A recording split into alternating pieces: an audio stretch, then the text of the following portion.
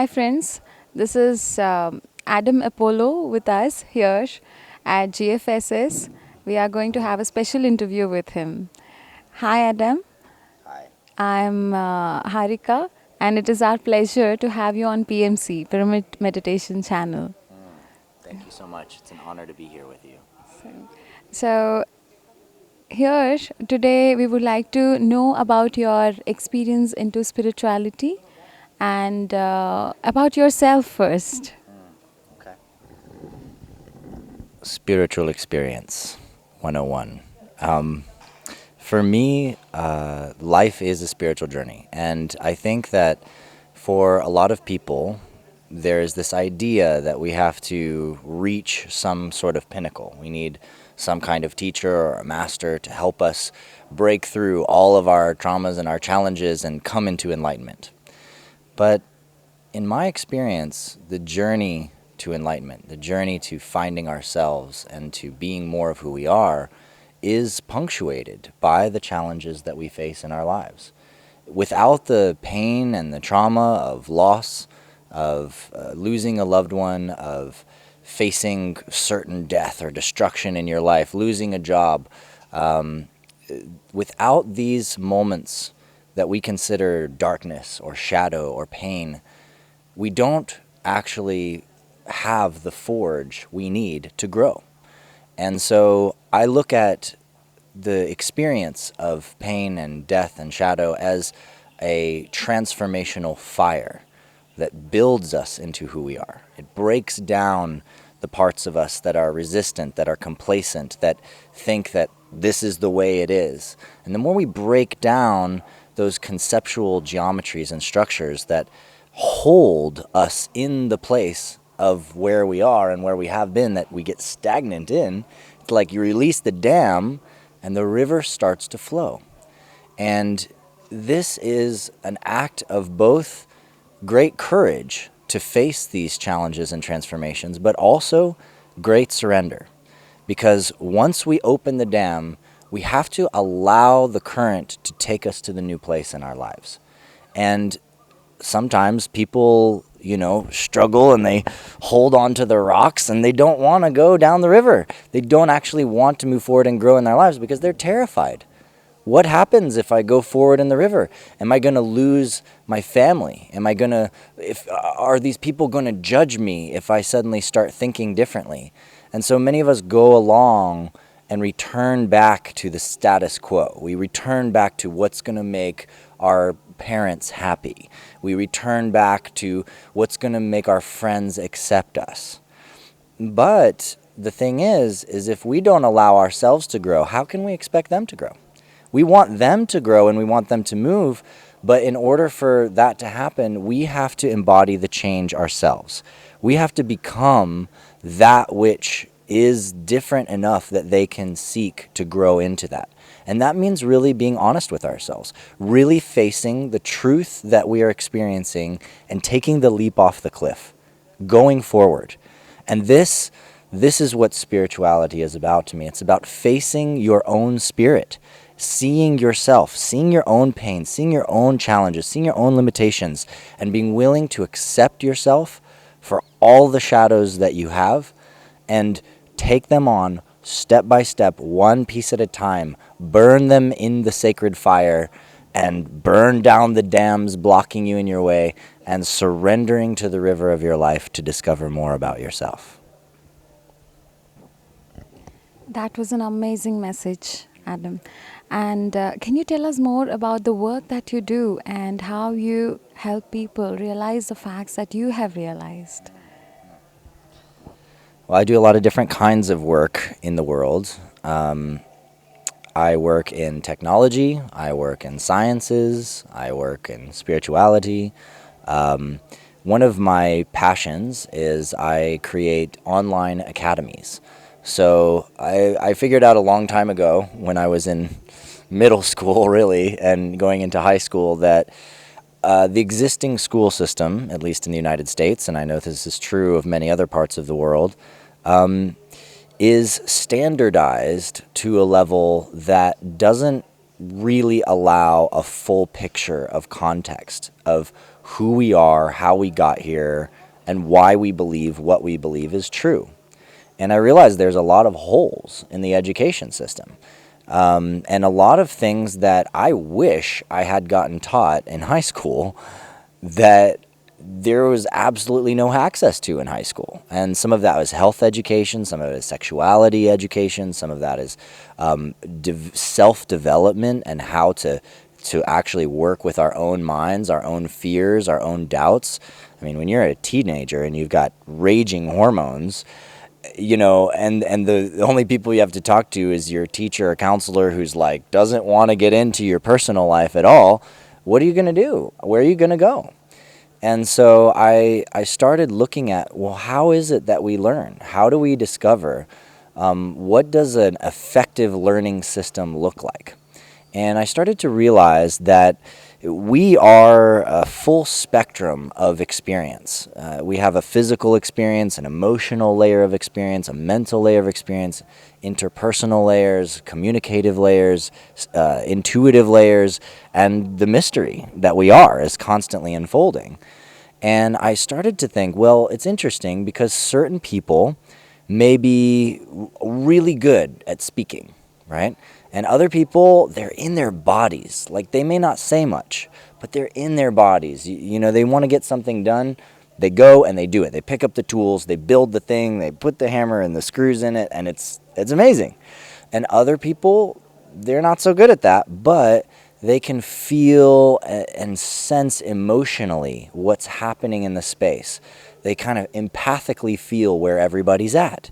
And somebody else is like an amazing strategy mind and plays chess like an expert. These are all different natural gifts that people have. And I started thinking, well, what happens if you empower people around their natural gifts? Give them tools and courses and things that strengthen those particular gifts that they have. So then I followed that track and I was like, oh, wow, yeah, they get really good at that. But it doesn't actually help them live a rounded life.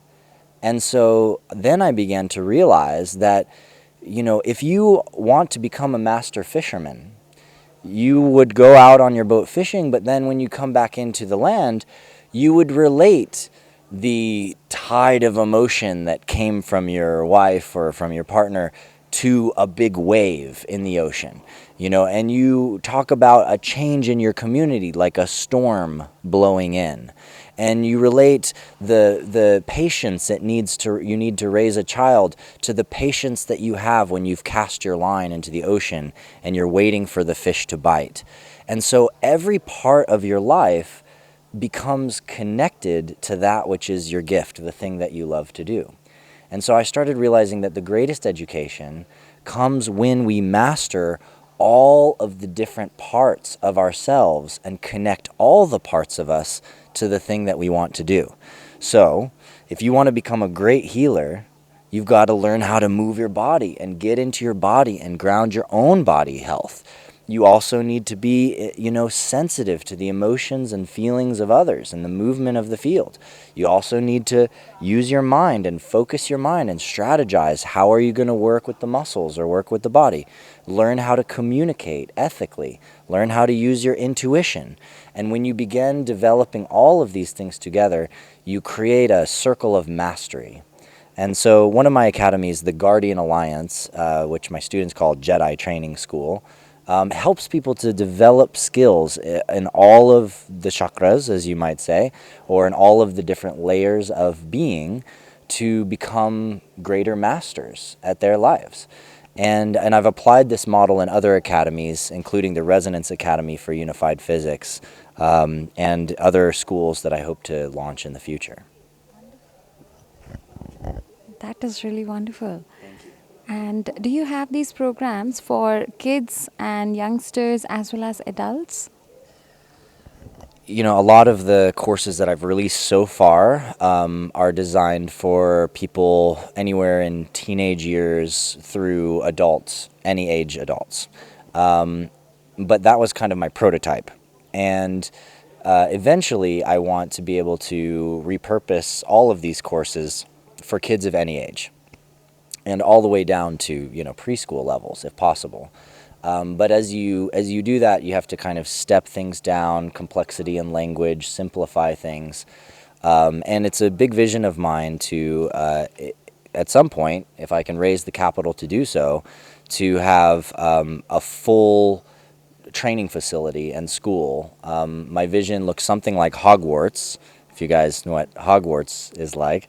So a castle in the mountains, remote, with its own, full gardening programs and greenhouses and sustainability education, as well as sort of underground and parts of the facility that are super highly advanced. Think of the X-Men underground space underneath the Xavier School for the Gifted, with like metal spaceship looking halls and full 3D AR and VR training centers. And then sort of the like big medieval style hall dining room and castle towers to learn different things. And I've been collecting special teachers all over the world, who they know already that this is their life work to do this and to help run a school like this. And building infrastructure and building a facility like this and doing it right takes time. And so in the meantime, I've been building sort of my alliance of teachers and building certain technologies that I need to use in this facility. So it's a long-term vision for my life, but I'm definitely looking forward to being able to do that. We are sure that you will achieve your dream. And what brought you to Pyramid Valley International, India?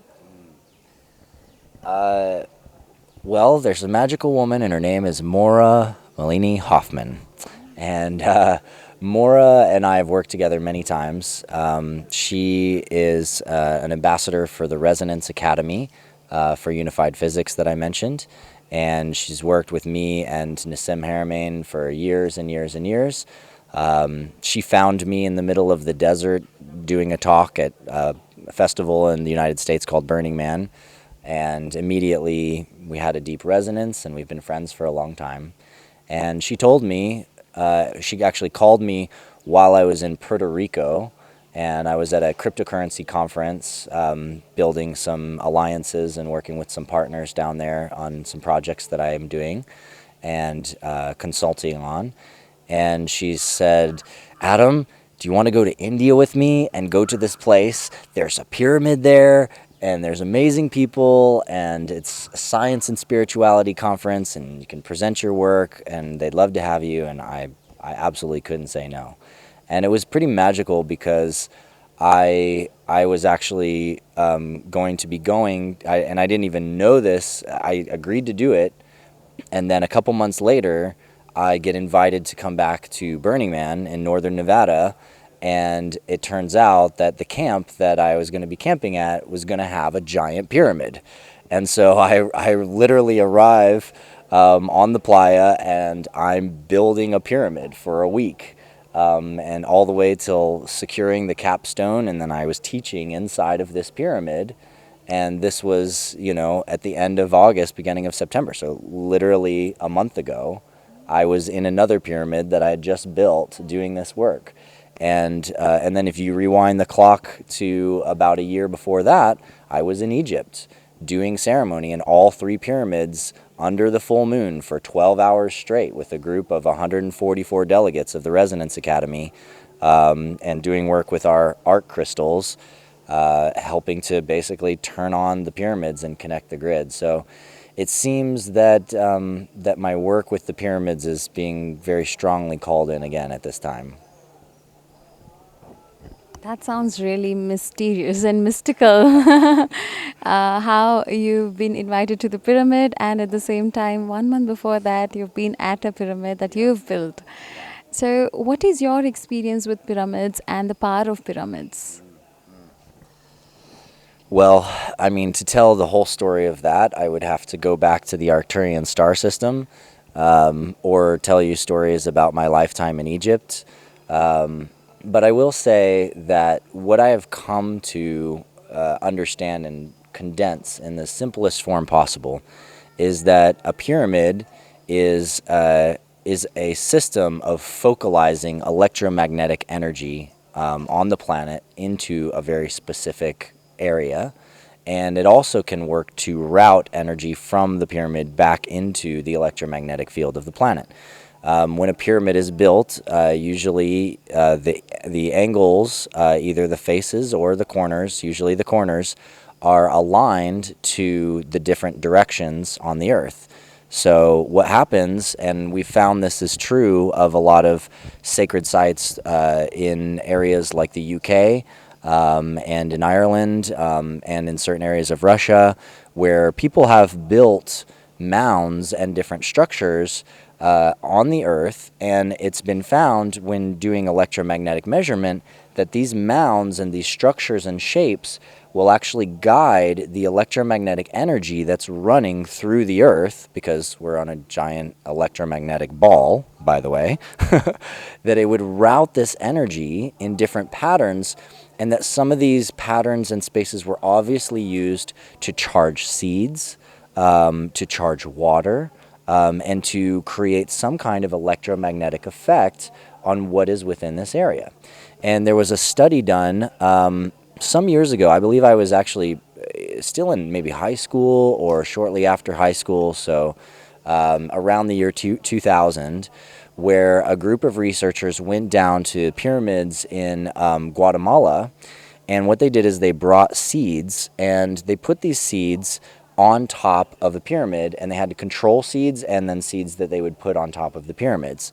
And what they found was that when they had the control seeds that weren't on top of the pyramid, then the ones that were, they did a controlled study on how well these seeds grow.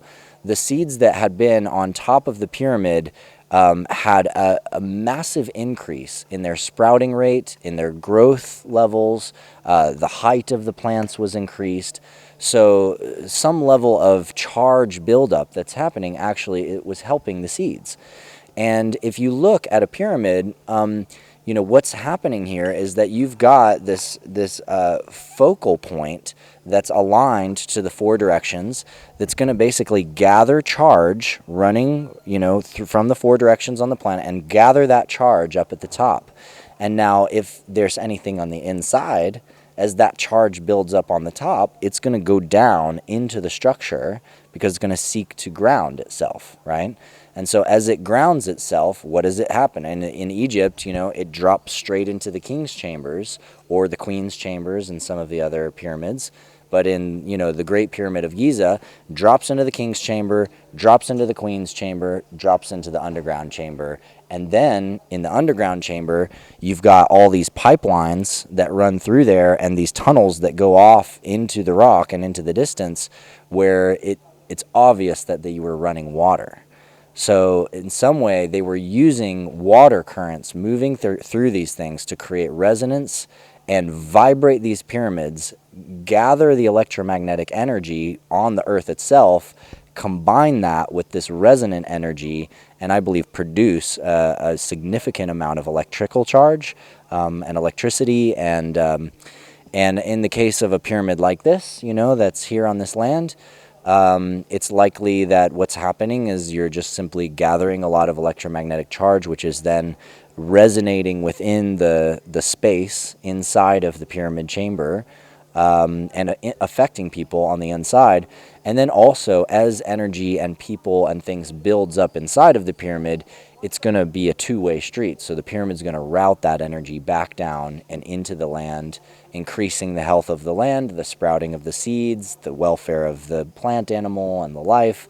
And so you could think of it as like a transducer and capacitor that's building energy and releasing energy. That was really deep, Adam.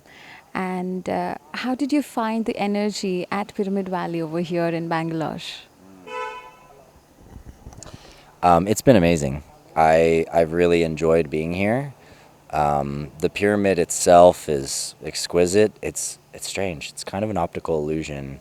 I don't know if you've noticed this, but when you come here and you look at the pyramid from the outside, it doesn't look that large.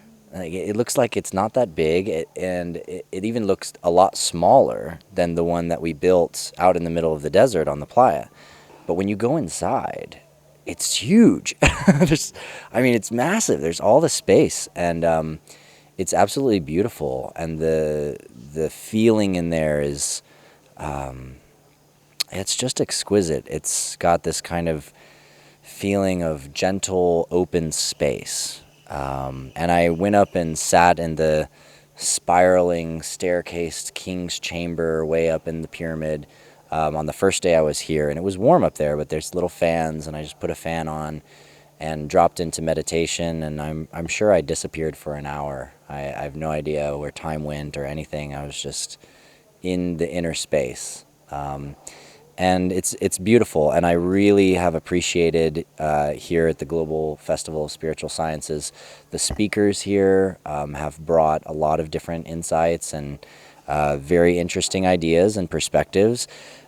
Not all that I necessarily agree with, but many of their ideas and their insights are things that I think it's important for people to think about, that stretch your mind, that put you into a state of questioning, what it is that you believe. And I think that that's the right approach to life in general, is put yourself in situations where what you believe and what you think is true is challenged. And then you'll start to ask the right questions. And when you ask those questions, you'll come to the truth. You'll begin to find that truth in yourself. You'll begin to find that truth in others. And it will unfold itself. It's a journey of discovery.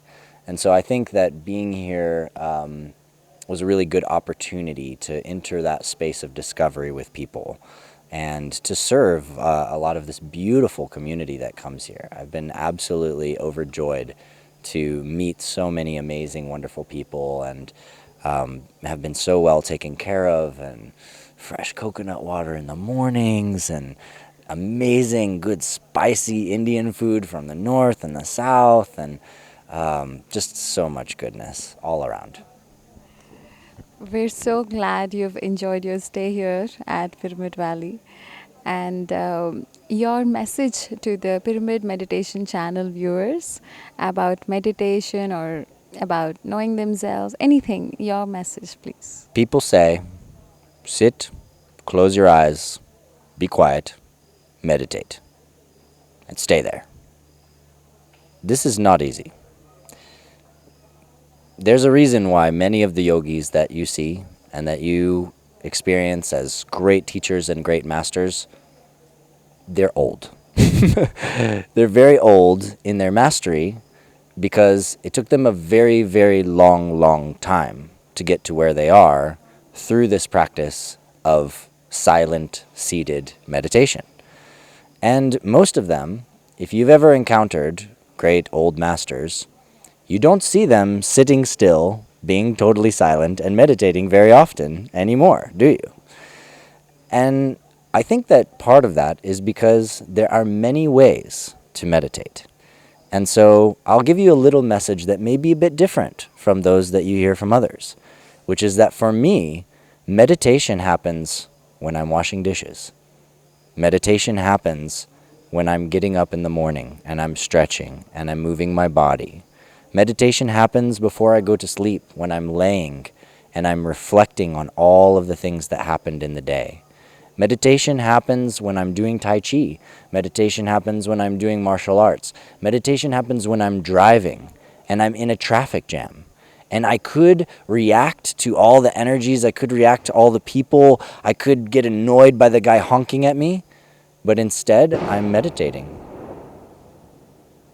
I come into stillness in the center of the crackling boom of life.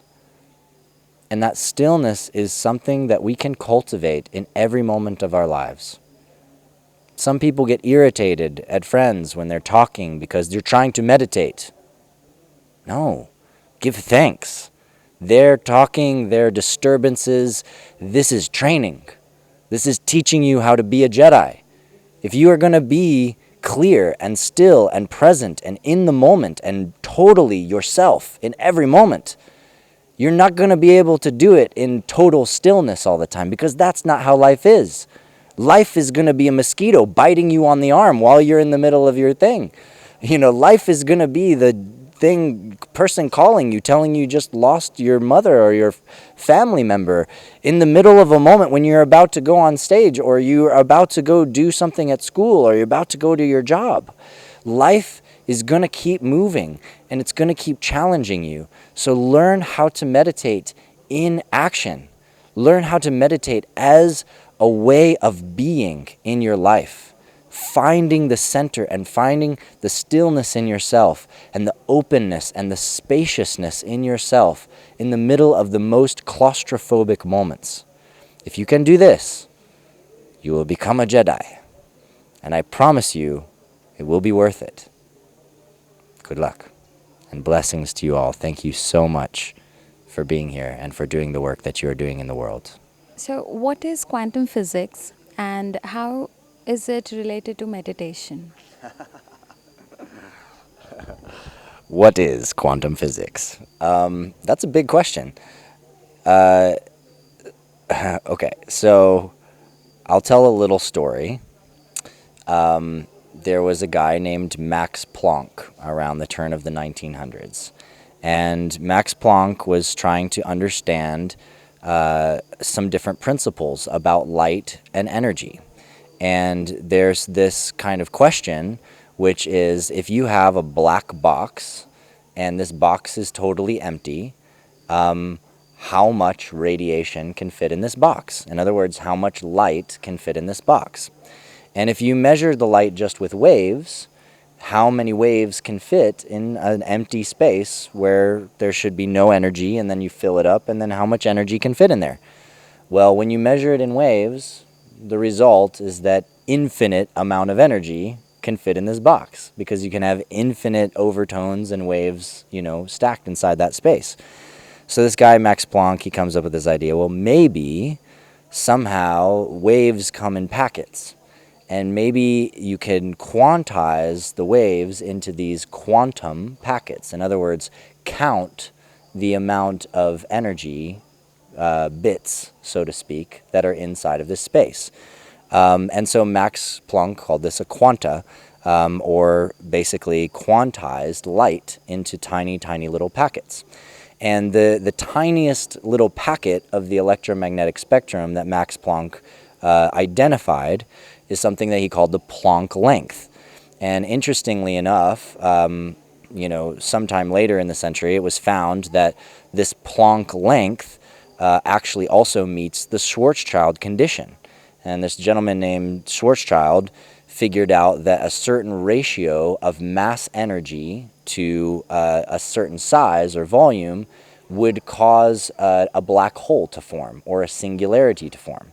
Well, it turns out that if you have an electromagnetic frequency wave and it's at the size of the Planck length, it meets the Schwarzschild condition, suggesting that light frequencies, when they get down that small, actually somehow implode into themselves, creating a tiny little miniature black hole. So then Einstein came around, and he was trying to solve the problem of light itself, and like what light is and how light moves.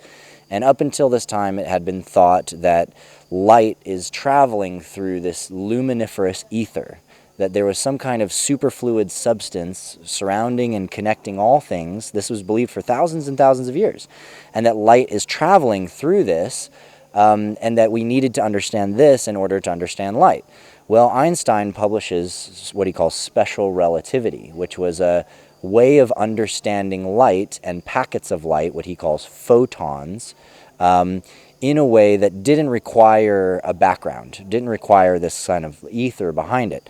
And so all the scientists were like, woohoo, we got rid of the ether, we don't need it anymore. Einstein proved it away. We have all we need to understand light. 10 years later, Einstein writes his theory of general relativity. And general relativity suggests that the space-time is actually a structure, and that the curvature of space-time causes light to curve with it. And his teacher, Lorentz, goes to Einstein and he says, Einstein, you just proved the ether exists. And Einstein's like, oh, you're right, I did. And so Einstein ended up doing a huge publication. It's called Einstein in the Ether. You can look it up. And he was even on, he spoke on radio, he wrote a paper on it, and he tried to present that, in fact, you cannot have general relativity and the understanding of gravity and the curvature of spacetime without this underlying fabric of spacetime. In other words, the ether is the fabric of spacetime. But everybody ignored it. Everybody pushed it away because nobody wanted to look at it. And everybody was excited about this other idea that had come through the idea of the photon and Max Planck's work, which was this idea of quantum mechanics. And so there was a couple friends of Einstein. Niels Bohr was one of them, and Schrödinger is another guy. Heisenberg, there's some Germans, in there. And these guys started looking at the qualities and principles of these kind of little quantum bits of energy in the universe. And Heisenberg presented this one idea, and it said that, well, if we're shooting a beam of light and we're shooting it as a slit, then what happens is we get waveforms on the background when it's recording. This is the double slit experiment. But if you just shoot a single photon, it just leaves a dot. So why is it a wave and a dot? How is this possible? How is it a wave and a particle? And he said, well, maybe it's either a wave or a particle depending on how we measure it. And maybe we don't know. This is the uncertainty principle, right? Maybe we don't know whether it's a wave or a particle until we measure it, until our being interacts with it, our consciousness interacts with it. Now, this guy, Schrödinger, he thought Heisenberg was crazy. And he proposed this experiment. He says, what, you crazy? So if I take basically a cat and I put this cat in a box and the cat, there's a little decay, you're saying that I don't know whether it's going to decay as a particle or a wave, and that it could do either one or both. And so then you're saying that the cat is basically superposition between dead and alive. So the cat is both dead and alive until I open the box. He's like, that's crazy. And Heisenberg was like, yeah, exactly. Maybe it's dead and alive at the same time until consciousness collapses it. It was a really cool idea, and it presented sort of a formula for how the perceiver, the point of view or perspective of a viewer, could influence the physics of spacetime. However, both Einstein and Schrödinger and Niels Bohr all thought that this was a crazy idea. And it actually took a very, very long time for us to find an alternative to this idea. And it's only been in the past 10 years that we've realized that if you have an ether, if you bring back this idea of the superfluid space-time medium that Einstein was like, this is the way it is, and you bring that back and you vibrate a point, like a particle, a single spot in that medium, then when you're vibrating it, it will create waves and you still have a particle. In other words, you have waves and a particle at the same time flowing in this medium. And it's not about whether if you look at it as a wave, you're going to see a wave. If you look at it as a particle, you're going to see a particle. But how you measure it doesn't actually change this flow of space-time. However, the actual act of observing does, in fact, create waves in this ether. So, when we are observing, we are actually influencing this fluid of space-time. But it's not because of the collapse of some superpositioned, state that's somehow unknown until we look at it. It is actually already there. It's already vibrating. It's already there. It's very classical. But we are now accounting for the fact that our perception and our consciousness is a resonating structure. And it's resonating out of us, and it's influencing this field all around us. People like the Princeton Engineering Anomalies Research Group have found that if you take a person and a random number generator, and you have the person focus on that random number generator going towards 1 or towards 9, it will absolutely measurably, every single time, influence the data coming out of that random number machine. And that could be, a random ball machine or a water dripping machine or a computer-based random machine. It doesn't matter what kind of random generator it is. Consciousness influences the result. And this was proved over 20 years. And since then, it's been proved even more so by the Global Coherence Initiative and others who are literally measuring the change in random number generators across the entire planet, watching how the consciousness of people on the planet on certain holidays and certain dates is actually influencing the field. So if we want to understand the quantum mechanics of how we are interacting with space-time, we have to go a little bit beyond the classical standard model of quantum mechanics that most people are being taught, and move forward into what we call the field of unified physics, where we're actually looking at the quantum gravitational potential of how consciousness and the body and the being and a proton and everything else is interacting with this underlying field. It's coming into awareness of energy. And it's a really beautiful juncture to be in, because we realize it's not new. We're not alone. In fact, all of these yogis have been studying it with prana for thousands of years. And all of these Taoists have been studying it through Tai Chi and Qigong, Qi, energy, or Ki, in Japanese. Or all of the people talking about magic back in the day, the Odic force, in the Nordic areas, or the vital force, or the Iliaster from Greek and Rome. I mean, all of these names for the ether, all of these names for energy, and the principles and the ideas brought about by philosophers across the ages are now suddenly seen as relevant again. All of that was wiped off the table with the scientific method, but now we have to bring it all back and say, well, maybe they were onto something with these geometries and Platonic solids and, these formulas that were magical formulas. As I believe it was Arthur Clarke said, any sufficiently advanced technology is indistinguishable from magic. And I absolutely love that quote, because it's true. If we don't understand it, and it's super advanced technology or consciousness technology or physical technology, if you don't understand it, it seems like magic. If I go out to the Bushmen in Africa and I light a lighter in my hand, oh my God, fire from my hand. It's amazing. It seems like magic, but it's just technology. And so many of the things that we perceive as being magic from other cultures and other times, how these giant stones were stood, how they called on the rain, or how these different things happened, I believe that many of these things are simply technologies that are, frankly, just more advanced than our current age and society has accepted. And so I think we're going into the age of advanced technology and magic, and where science and magic and spirit, all of this comes together at an even deeper level. And I'm excited to be alive. I don't know about you. That's really wonderful, Adam. Thank you so much for clarifying this to us. Many of us had this doubt about the same thing. Thank you so much. Hello friends, PMC ఆన్లైన్ని subscribe చేసుకోండి. సరికొత్త updates కోసం bell బటన్ని నొక్కండి.